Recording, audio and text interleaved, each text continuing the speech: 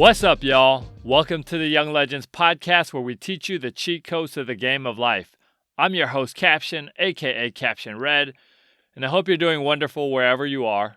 I'm doing well myself. Today I'm going to talk to you about doing the impossible, but I also am going to give you an update on what's going on with me that ties into that idea. A little update on me. I have been very busy. For the past month plus, I've been working on ideas and projects in regards to the census and the 2020 election. Now, the census comes every 10 years, and elections come every 4 years, except for midterm elections, but those don't count as much. Now, these important events don't happen very often, but they have a huge impact on the way things go for our country and the people in our communities. Now, why is the census important? Because the census affects federal funding for many things, including hospitals, roads, schools, parks, housing, unemployment insurance. And beyond that, businesses use it to decide whether or not to do business somewhere. It affects representation in Congress for the next 10 years. Now, just to put some dollars on that, this affects $1.5 trillion a year of federal funding. And over the span of 10 years, of course, that's $15 trillion. And what happens is when people don't fill out the census, which they should, and you have until October 31st to do so, every person that is not counted, it costs your community $2,000 in services per year. So one person over the span of 10 years is $20,000. Now think about this. A family of 5 not being counted, that would cost their community $10,000 a year, and over the span of 10 years, that's $100,000. Also, the 2020 election. What do elections determine? They determine who makes decisions locally in your community, all the way up to the federal level, from school board members all the way up to presidents, and the people who are elected have power for 2 to 6 years. Now, elections also have referendums on taxes. That's when the people decide whether or not we want to pay more taxes. So things that cost more money because of the referendum on taxes. Also, when schools don't have funding, that also oftentimes has to do with referendums on taxes. Now, you can't complain about taxes or the lack of resources from taxes or the president or laws in general if you don't vote. So if you can register to vote, please do so. And also, if you are registered, make sure that you go out and vote. I recommend voting early and not waiting until November 3rd. Now, I've been pouring a lot of energy into my projects. Will my ideas and my actions make an impact on people? I don't know. Because here's the deal. People don't care enough about either of these things, so the chances are low. But I'm doing them. Why? Well, that question leads me to a quote by Elon Musk, where he said, "When something is important enough, you do it, even if the odds are not in your favor." Now, Elon Musk is the founder of Tesla. He's a $90 billion man, and he has built companies from the ground up. When he sold PayPal to eBay, he made $100 million from his share. And what he did with that money is he started SpaceX and Tesla. And he actually thought both SpaceX and Tesla would fail, and both of them almost did. So why would he start companies that he thought would fail? Because he realized that not dealing with climate change and not switching to alternative fuels would send our human history in the wrong direction. So he wanted to fight against both of those in order to save humanity. And let me tell you something, humanity is important, which is like the understatement of 2020. But anyhow, he did something that he thought wouldn't happen. Now, another man who did things that seemed impossible was Steve Jobs. What he did is he pushed his engineers to make computers faster and better. And when he pushed them, they said, "What you're asking us to do is impossible." And they pushed back on him, but eventually they ended up doing the things they thought were impossible. Now, don't be a tyrant like Steve Jobs, but understand that the MacBook, the iPhone, all the Apple products out there are what they are because of his pushing. And think about eating contest champions. Think about becoming an eating contest champion. Do you know how hard it is to put those hot dogs down? That's a lot of belly aches. That's a lot of crying. That's a lot of people laughing at your dreams. That's a lot of broken toilets. If you really think about it. Don't think about that. Never mind. Anyways, but those people became champions because they did what seemed impossible. And side note, that's actually a really dangerous job. Don't do it. It's really bad for your body. But anyways, on a more personal note, before I started doing podcasting, I wanted to do youth motivational speaking. But the problem was I was really bad at speaking. But I had this message in my heart. And so I bombed a lot of speeches. Now, let me tell you something. There are very few things worse than failing at something that most people are deathly afraid of. But after every speech, I got a little less scared. And I got a little better.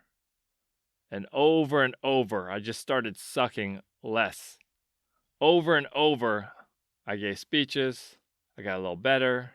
I got a little better. I got a little better. And then eventually I got to the level where people were like, man, you're a good speaker. And then I started getting paid gigs and trying my hand at it. But I honestly prefer doing a podcast instead. And as I make this podcast, when I tell people I'm making a podcast to help teens, they say it's a stupid idea. They say young people don't listen. They think they know everything. They're unteachable, and on and on and on. But it's important enough for me to try to reach young people, and therefore I do it because I know that the information in this podcast can change your lives. All right, so ask yourself this question. What's important to you? Look at your values, look at what you value most, and that'll help inform your decision. What makes you angry? That's a great indicator of what you should be doing. What change do you want to see happen? For yourself, but also for the world at large. And when you figure out what's important to you, go out there, get in the way, get into good trouble, necessary trouble, as the late great John Lewis would say. Now, speaking of John Lewis, think about the civil rights movement for a second. Think about how impossible that seemed, to tear down the walls of segregation, where things had been the same way since they ended slavery for 100 years. Think about how inconceivable it would be back then to think they'd open up the lunch counters, that they'd desegregate theaters and buses and public schools. But people like John Lewis and the brave souls who stood up and practiced nonviolent protest made the impossible possible. They gave people their dignity. They gave them the right to vote. They stopped racial discrimination in housing. They helped people get job opportunities. Things that we take for granted today, like becoming a flight attendant, was off the table for African Americans during this time. Those who fought in the civil rights movement changed the world. Now, speaking of changing the world, think about Mahatma Gandhi. What did he do? He took the British Empire to task, one of the most powerful empires of all of history. He took them to task, and his actions helped get freedom for 300 million Indian people who are now, today, 1.4 billion people. Now, not only did he get freedom for his people, but he inspired the likes of Cesar Chavez, Dr. Martin Luther King Jr., John Lewis, Fannie Lou Hamer, all these people who helped get freedom for and inspire the next generation, including President Barack Obama. Now, I don't care what your politics are, President Barack Obama has inspired a ton of kids and a ton of people in America and around the world to believe what's possible for themselves and also the world at large. So the long-term impact of Mahatma Gandhi's life is huge. And the long-term impact of your life can also be huge if you step up and you try to do the impossible. And even people that I've had on this podcast, including Brian Bushway, who lost his eyesight at the age of 14, but now he works to help blind people become self-sufficient so they don't need other people in their lives, so they can be independent. And not only does he change their lives, but also changes people's perceptions on what people who are disabled can do and also become, and even what's possible for everyone. Or Tim Petty, the Olympic cyclist, who saw so much doping in the cycling world and saw how wrong it was and said this needs to change. So what did he do? He helped create the U.S. Anti-Doping Agency, which helped get performance-enhancing drugs out of Olympic sports. Or what about Kirsten and Julian from Rich and Regular, who have a blog and who make YouTube videos to help regular people to go from living from check to check to becoming financially independent, which not only changes their lives, but also the generations that come after them. Now, all these people are doing things that are amazing, that may seem impossible. Now, all these people have done great things that have helped their life and also generations that come after them. Well, maybe you don't care so much about helping people. Maybe you just want to live your life. So why would you do things that are important but have a high likelihood of failure? Because nobody likes to fail. That's why we don't do things, right? Because we're afraid of failure. Here's why. You don't want to live with regrets. And when you try to do things that are impossible, you won't have regrets. And let me tell you something, living with regrets absolutely sucks. But beyond that, you're going to be able to look yourself in the mirror and have self-pride that you gave it all, that you lived. But beyond that, when you try to do things that have a high likelihood of failure, you learn from your failure. And it equips you for the next time. Because sometimes in life, you win and sometimes you learn. Now, most business owners have failed multiple times before they succeeded, including Mark Cuban, Bill Gates, Jeff Bezos, and the list goes on. So sometimes failure is a stepping stone to help you to do it right the next time. Beyond that, you get to do things that you only dreamed of. You get to go places and do things you never thought you could. Every time I'm up on stage, nowadays more performing. Actually, nowadays I'm not performing because of COVID. But when I do perform at events, I remember that at one point in my life, this was a pipe dream. Beyond that, when you do these things that are important, it not only affects you, it affects your entire family and everyone else that you're close with.